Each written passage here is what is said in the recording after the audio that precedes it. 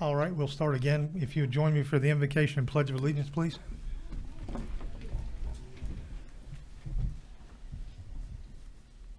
Our Father, we come to you this evening asking for your blessings for us and all of our family. We ask that you will watch over us as we deliberate the business of the city.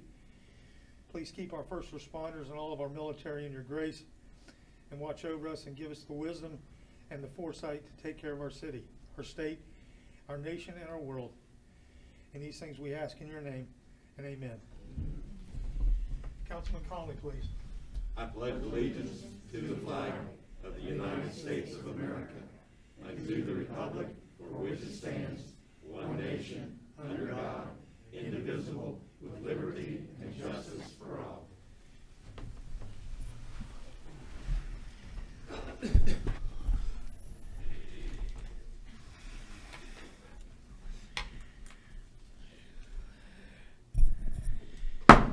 I'd like to call to order this special council meeting for the Vienna City Council for August the 20th, 2020.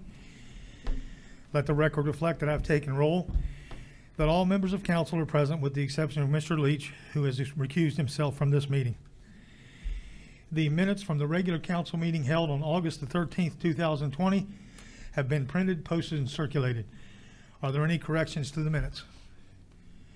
If there are no objections, then the minutes will stand approved as posted. The report of the treasurer will be given at the first meeting in September.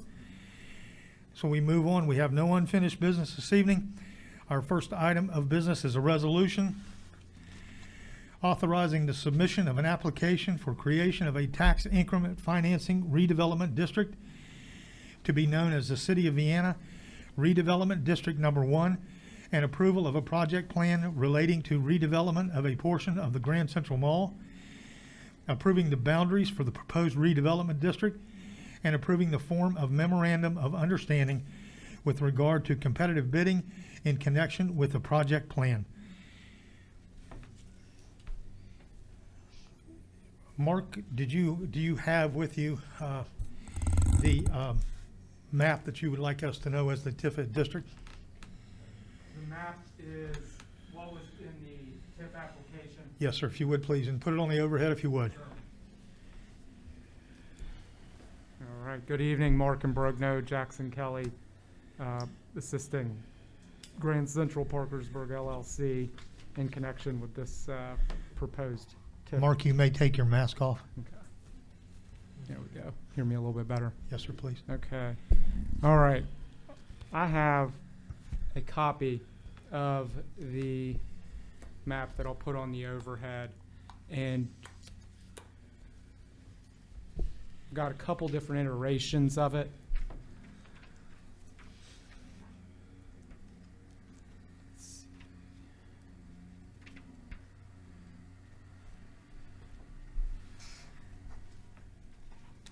Okay.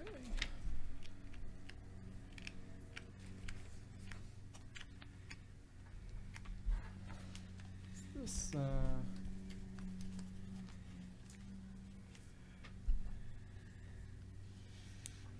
okay, that is a more generic map of the parcel, which is this mall, the parking lot. This is the actual design. It's here.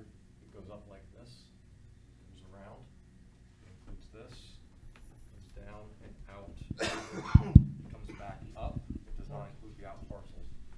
It comes back down, over, it goes back up, comes over, and down and over. Oh, sorry. We are live streaming this. Okay, sorry, folks. So do you have the highlighted version, or is there not one in the actual application? This is the highlighted. Okay, you gotcha. So This is the tax map parcel that you can see the outline.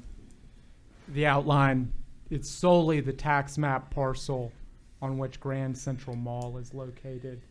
It is not these out parcels where it's Big Lots, Yeah. Ulta, the other, Walmart, any other retail locations. It is solely the mall building.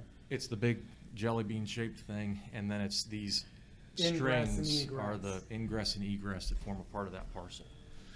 So it does not include any of the out parcels. And I will say that trying to craft a TIF district that is not specific to tax map parcel lines is quite a challenge, particularly for assessors, because then they're trying to cut up and aggregate, well, do we collect taxes from here? How do we divide that up? So, I mean, it needs to be on clean lines. And the TIF Act requires that parcels that are part of a TIF district have to be benefited from the project. Okay, so in creating this, because the project is benefiting this tax map parcel, you couldn't add the parcel that includes Walmart or something across the street or the other retail developments, because they're not part of any redevelopment that's benefiting from the TIF funds. It sounds like with this going on, it may be spurring other development activity, but it is not, there are not TIF funds, which there are no TIF funds at this time, going to those projects. Right, like what the taxes that were paid on this tax map parcel, solely this tax map parcel, for this real estate and the personal property that's located on it, that is all that can go towards the redevelopment project. So whatever benefit the city sees from increased investment and value in the Walmart parcel, or wherever the Starbucks is, or anything else, those will not, none of that money would be available can be contributed towards this project. The only way that any money would be recouped, which, since the real estate is owned by the developer, which is usually the case in developer-driven TIFs, they're already, Washington Prime, Grand Central Parkersburg LLC, they're already paying all the property taxes for the real estate, right? Like tenants have some personal property because they have stores located there. But if the assessor doesn't find that the value's increased, right? Like the taxes that were paid or assessed as of July 1, 2019, which is the TIF Act requires for the calendar year that a TIF district would be created in, which, assuming that this is approved by the development office, and if that happens, then this comes back to city council to be, again, they have to adopt an ordinance to officially create a TIF district. Then you would not see any money going back to repay for some of the development costs that are permitted under the TIF Act. They're very limited as to what can be paid for from TIF funds. What Washington Prime is hoping in the review process by the development office, that the site preparation and demolition costs and remediation from the environmental issues that were on that Sears site, that they will allow them, as part of their approval, to be considered part of the recoupable costs that can be paid from TIF funds. But unless there is growth in the property tax values on solely this parcel, there's no money that can be generated into a TIF fund. It has to go above what it was as of July 1, 2019, assuming it's approved. If it goes above that, then that increment, solely that increment of regular levy property taxes, can be deposited into the TIF fund, and then per an agreement that would be entered between the city and Washington Prime, then those approved costs could be recouped. So, again, that is just, they are the primary taxpayer on this parcel. That is the bulk of the value tax-wise. And again, all the excess levies, no matter what, if those end up increasing, right, because you have more assessed value on that parcel, then you get that increased value going into the excess levies. It doesn't then go into the TIF fund. It is solely the regular property levy. B&O taxes, not touched. Sales tax, not touched. Your state income tax, not touched. No state taxes, touched. Regular levy property taxes would be all the incremental growth solely on this parcel would be eligible to become TIF funds. All right. If you'll just stay with us, once we make the motion here, council may have some questions for you, so we'll Absolutely. look on to you for answers. So I'll read the resolution in its entirety. This is a resolution authorizing the submission of an application for creation of a tax increment financing redevelopment district to be known as the City of Vienna Redevelopment District Number 1, and approval of a project plan relating to redevelopment of a portion of Grand Central Mall, approving the boundaries for the proposed redevelopment district, and approving the form of memorandum of understanding with regard to competitive bidding in connection with the project plan. I'll entertain a motion for the approval of the resolution. So moved. Second. It's been moved and seconded that we approve the resolution authorizing the submission of an application for the creation of tax increment financing redevelopment district. Council comments. Mayor, I've got several comments and maybe just more points of clarification than anything else. And because I do have several things here, Mayor, it's all right with me. If it's all right with you, if any of the other council members wants to chime in while I'm talking, so your call.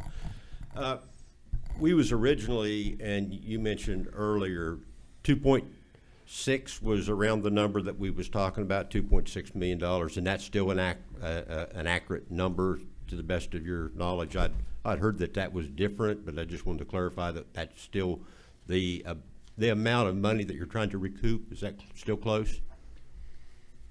As set in the TIF application, the amount to be sought to be recovered totals $3.3 million. Okay. So what's the difference between the 2.6 we was talking about a little bit ago and the 3.3? Unless Matt misspoke, I'm happy to go through each of the areas. I can, real quick. So I'd referenced $2.8 million in my comments, and I was referencing the actual site preparation expense Okay. as opposed to the larger number. So that was a misstatement on my part. The amount is 3.2. It's actual. This is our actual total number, yeah, including all the fees. So $3.334 million. Well, and I was just a little bit confused with that, so I appreciate you clarifying that. Can I we're go up? Is that the end, or is it gonna keep going up? The application, the draft application that was provided to you all back in June and was kept on file in the recorder's office in the time since then, that is the amounts in there.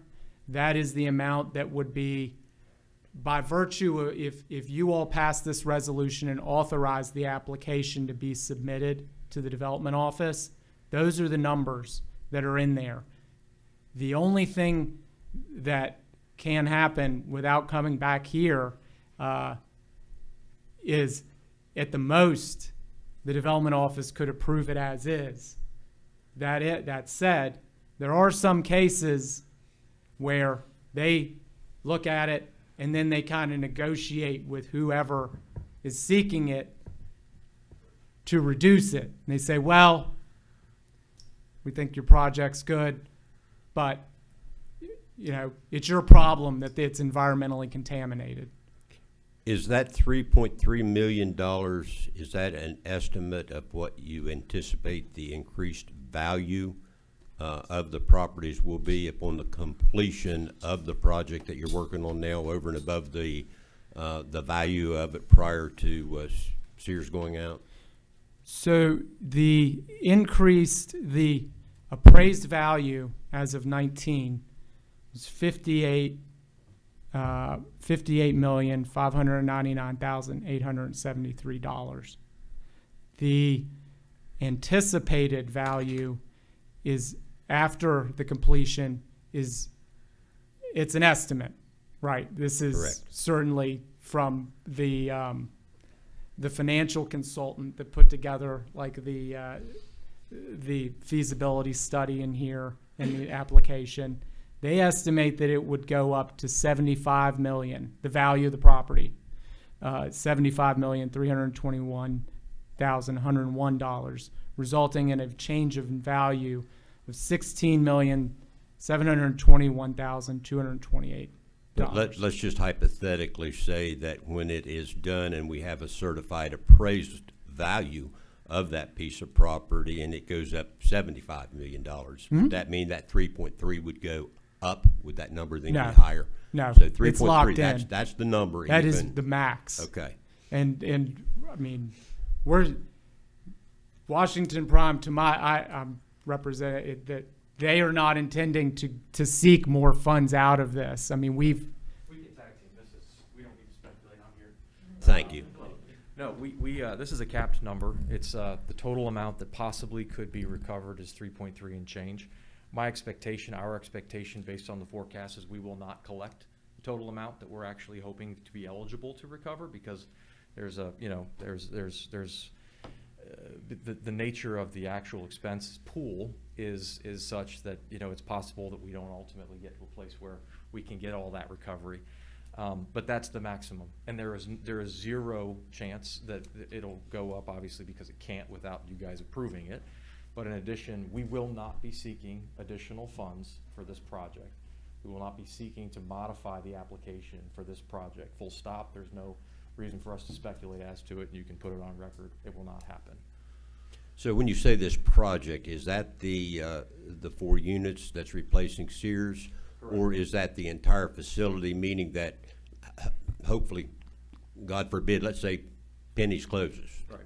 Could you ultimately end up doing the same thing on the other end using those funds? So the answer is no. If there was to be a project that required public support, if that were the case, we would have to come back and have a conversation with everybody and start from square one. And I would expect after this round that there would again be some question as to whether that was appropriate, and we would have to do a pretty good job of explaining why we should be given the benefit of another opportunity like that. But the answer is, as for today, what we're talking about one project, Those the 4 replacement of units? Sears with these 4 units and the new mall entries. Okay. Full stop. Okay. Yep.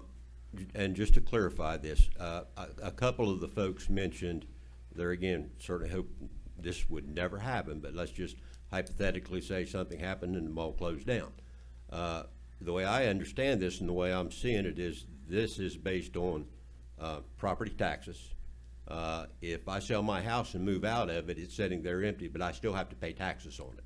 So if the mall did close down, the stores all closed down, you all still own the property, so those taxes would still have to be paid until you sold it to someone else. Correct. But at the value prior to the construction of the 4 units. Correct, and again, there is a sunset. This does not run for perpetuity. This for forever. It's a capped duration of time, and so for our purposes, in that scenario, which is unfathomable to me, I but understand. in that scenario, yeah, I mean that we would continue to be obligated as the property owners, and to the extent that you would take the example to the extreme, if we failed to pay our real estate property taxes, the county would lien the property and we would no longer be the owners, and you guys would have an asset that you'd sell and recover any amount of money. I'm sure that the 2.3 million, I understand, but I just wanted to make sure the folks that was concerned Sure, about that, and I've sure. heard that several times throughout the community, so I just wanted to make sure No, they thank heard you that for- from you. yeah, thank you. So basically, it looks like if we're at 3.3, we're talking about 30 years max, is that correct? That is correct. The TIF Act requires a district to sunset after 30 years, or the earlier of paying off any of the projects that have been approved that have costs for it. So if it went 30 years and at the $3.3 million, basically we're deferring $100,000 in real estate taxes a year for 30 years, basically, in rough numbers. Roundly, yes. And hopefully, again, that's all speculative, but hopefully the additional sales tax and B&O tax that are generated will more than offset that. But the numbers, and I'm just making up numbers now, if the mall's paying $500,000 a year today in property taxes, next year, the year after, we're still going to get that $500,000. Yes. We just don't get the incremental value of those 4 units. Correct. That's all I have. Any other council questions or comments? No, this kind of, I mean, it's a small factor in the thing, but we went back to when Leach recused himself to go in there and salvage lights. How did that come about? Was that put out to bid, or did he come approach you? How was it open to other people to do that, or how did he get the lights out of the place, and why? Well, Jody Hopkins is our general manager. I think Jim and Jody had dialogue because there was demolition already started. And Jim had said, hey, do you guys have any issue with me coming and taking these items? The way the blow-by-blow went down, Jody and I got on the phone that morning, and we had a conversation about it. Mark and I were on the phone shortly thereafter where we said, listen, certainly actually like the idea of salvaging this stuff because otherwise it's going to be sitting in a dumpster. So if there's a way for us to do it without having an appearance of impropriety, then we're okay with it. Mr. Leach agreed that he would recuse himself from voting, so there was no possible way that any of his actions could be construed to, or our actions that could be construed to influence his behavior in a vote situation. So we said, okay, fine, if that's what you'd like to do, then we're happy for you to come on and take those materials off the site. At the end of the day, it was no cost to us, didn't hurt, and it was one less thing the dumpsters had to fill up with. So that's the actual facts of how that all went down, and it was pretty straightforward for us. Yeah. Any other questions or comments? Before I call for the question, I would just like to thank you all for having the faith in us to offer up such a fantastic investment in our community. For as long as I've lived here, and I happened to work at the Grand Central Mall when it opened in 1971. It has been, well, I actually started in 71, okay? But at any rate, it's been the economic hub for the Mid-Ohio Valley. And the only way that you keep things alive is to keep making them fresh. And for you all to come in and invest such an enormous amount of money and take what could have been a terrible situation and make it into something that people are very anxious for it to get started and get open. It's just great that you would have the faith in us. And I think we are a good partner. I think we've proven to you all that we support you. We support all the businesses that are here. We've done our best to make it clean and safe and be a partner and participate in all the things that you're a part of.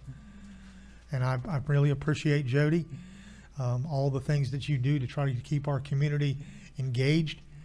These are terrible times right now, but yet we still have been able to do certain things with you all, and you've been a good partner through all of this. And so I'm looking forward to the future. I think the opportunity that you've presented us tonight is going to be a game changer for this. And as you said in your remarks, the fact that there are other adjoining businesses that are willing to do these improvements to their project, I think you're starting something that everybody, it's like when one neighbor paints his house, everybody wants to paint their house. And so we thank you for that, and I certainly would encourage council to pass this resolution, and let's get started on this.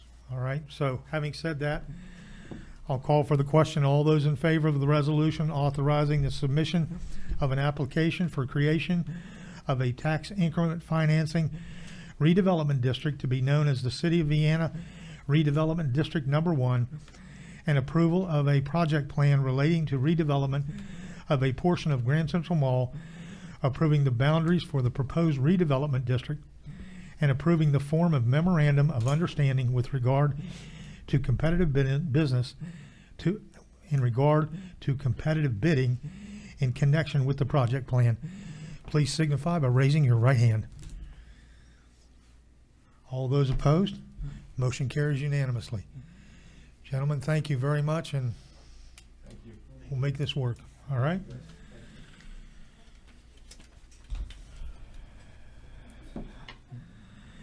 That concludes our agenda for this evening. Are there any council comments this evening? Getting back to not the mall thing, but the golf cart thing. I guess we can't have a discussion about it 'cause it's not on the agenda, but I'd like to know, Russ, from you, maybe next week when we meet, if we pass this golf cart resolution, what will it do to our city insurance? If someone is struck and hurt, since it's on the books, it is legal, is a city liable for some of the damage to these people? So that's the questions I want to know, because I know the whole. I'll answer it now, and then I'll answer it when you bring it up again at council next time. City's not going to be liable. It would have to be negligent in doing it. The city, in passing the ordinance would have to have.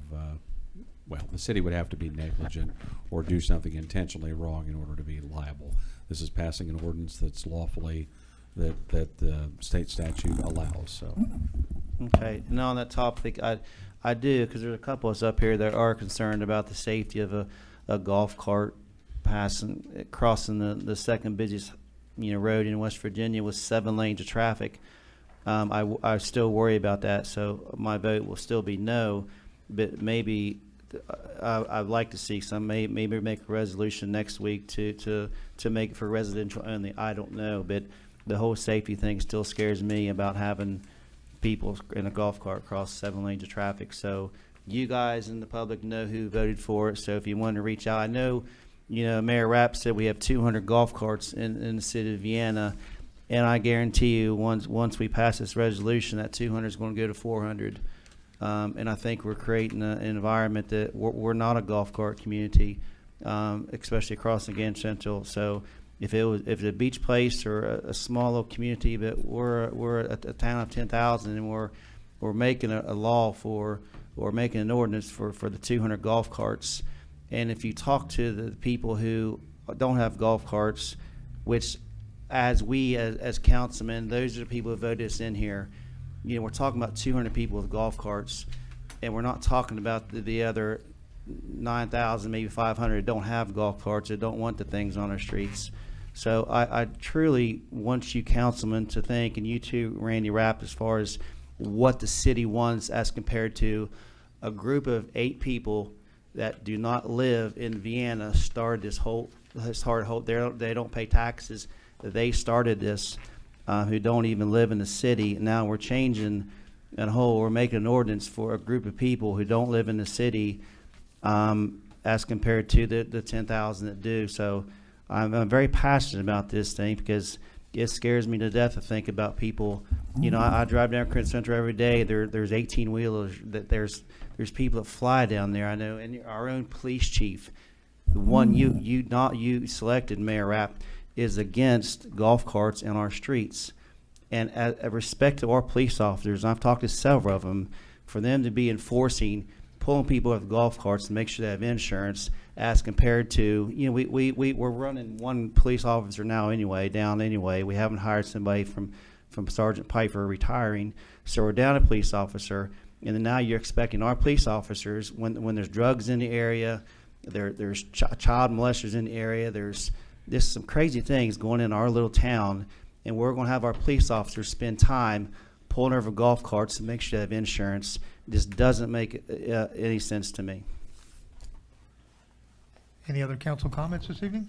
Yes, Mayor, and I guess this would be more of a suggestion than a comment, and it was adequately addressed as far as Councilman Leach recusing himself.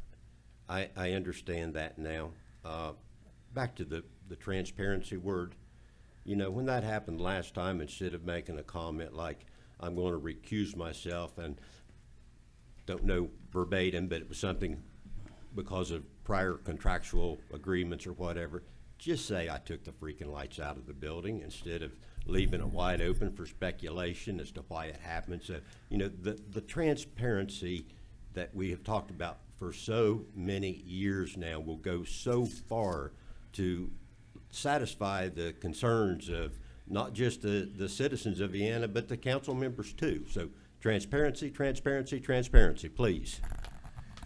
And I agree with that, because as a councilman, one of the elected leaders of the city, that's the first I heard about it when the public did.